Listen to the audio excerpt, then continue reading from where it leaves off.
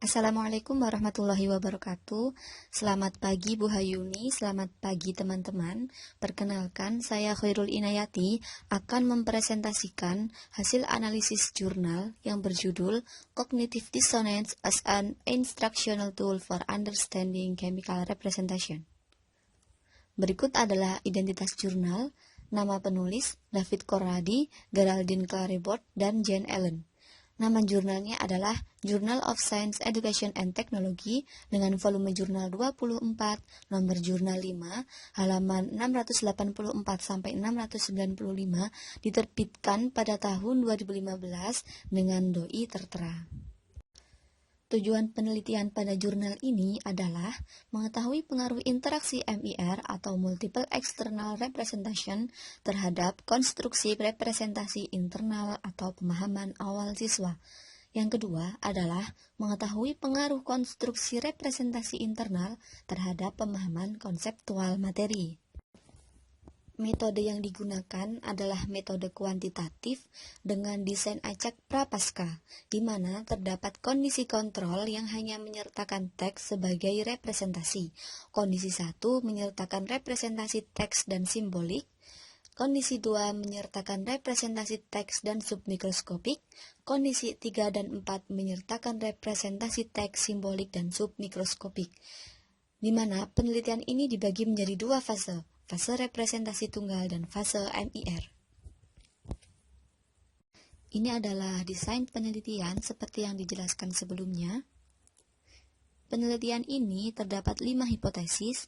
Hipotesis yang pertama adalah pembelajaran dengan 2 representasi akan memberikan pengaruh yang lebih kecil dibandingkan pembelajaran dengan 3 representasi.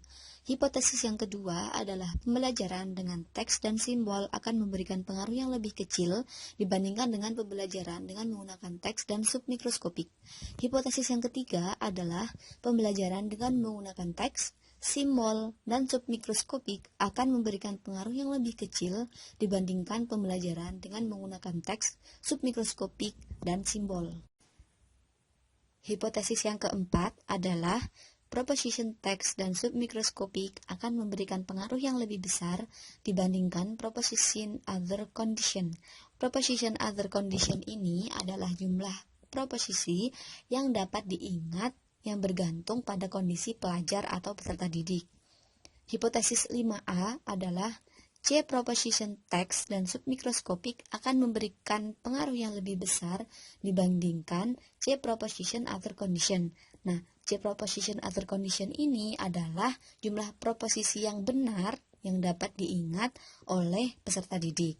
Hips 5B adalah C percent proposition text dan submikroskopik akan memberikan pengaruh yang lebih besar dibandingkan C percent proposition other condition. Selanjutnya subjek penelitian. Pada penelitian ini melibatkan 133 mahasiswa yang berusia rata-rata 20,5 tahun yang berasal dari sarjana-sarjana Universitas Rumpun Keilmuan Non-Sains, di mana 20,3% berasal dari sarjana pendidikan, 4,5% dari sarjana teologi, 36,8% dari sarjana studi bahasa, dan 38,4% dari sarjana ilmu sosial khususnya komunikasi. Sekitar 17,3% adalah laki-laki dan sisanya perempuan, dan hanya 9,8% dari semua peserta memiliki ilmu sains dari sekolah menengah. Pada proses pengambilan data, eksperimen dilakukan di kantor dengan maksimum 4 peserta per sesi, di mana yang pertama, peserta dari kondisi kontrol memiliki waktu tanpa batas untuk membaca teks. Pada semua kondisi lain, yakni kondisi 1, 2, 3, dan 4, peserta hanya menerima 5 menit untuk membaca teks dalam fase representasi tunggal awal.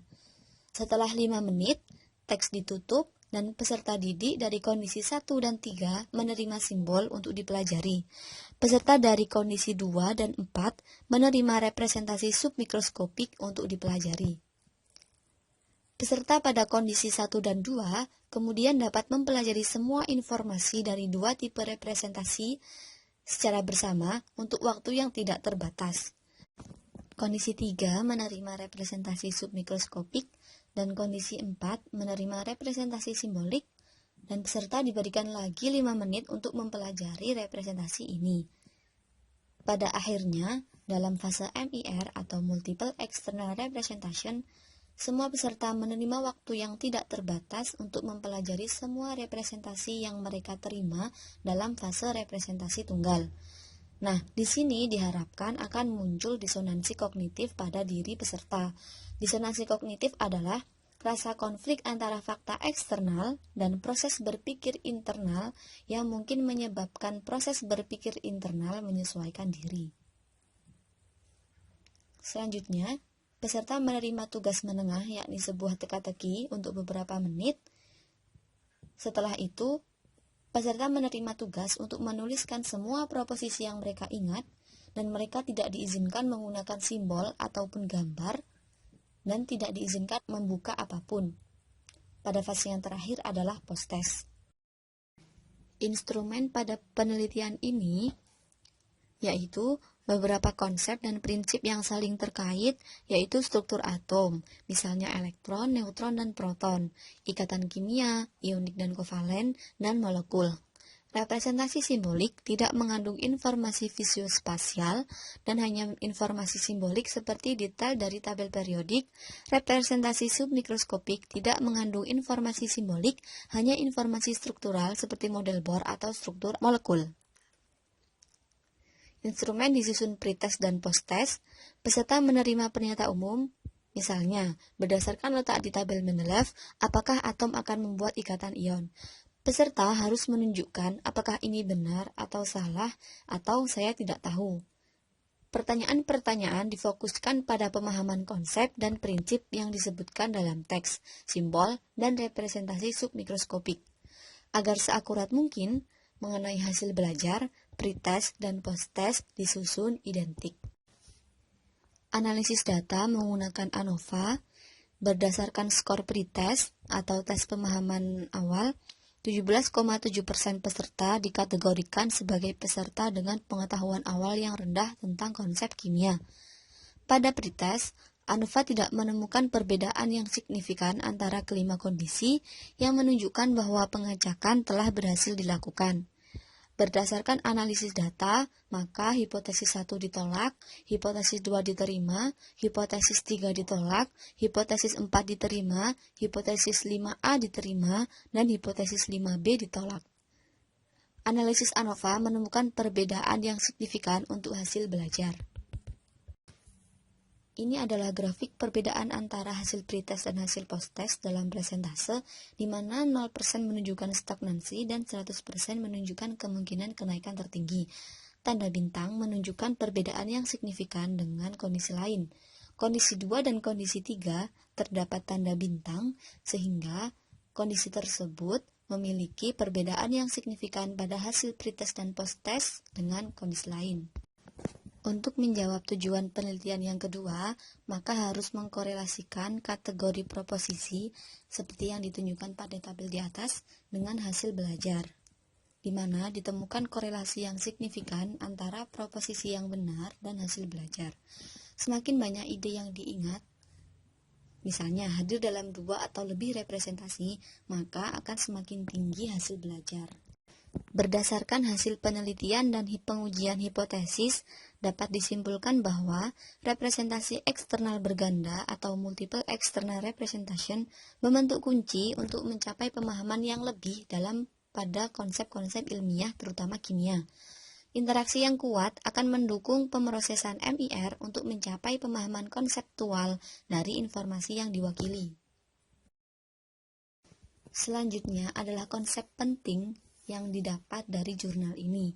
Yang pertama, 3 mekanisme pembelajaran terpisah dengan MIR atau Multiple External Representation, yakni memori atau jumlah ide direproduksi, yang kedua efek akurasi atau kebenaran ide-ide, yang kedua adalah redundansi, jumlah ide berlebih yang diingat.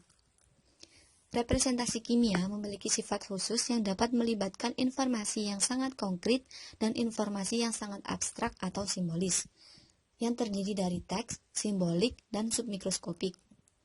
Representasi submikroskopik sering digunakan dalam situasi pembelajaran dan pengajaran untuk mengkomunikasikan hubungan visuospasial antara atom dan molekul. Representasi simbolik dianggap deskripsi dan lebih ringkas dan lebih abstrak daripada teks yang lengkap. Seseorang akan menemukan simbol yang digunakan untuk menggambarkan mekanisme dan reaksi kimia. Dan teks adalah urutan proposisi atau ide yang ditempatkan dalam struktur naratif.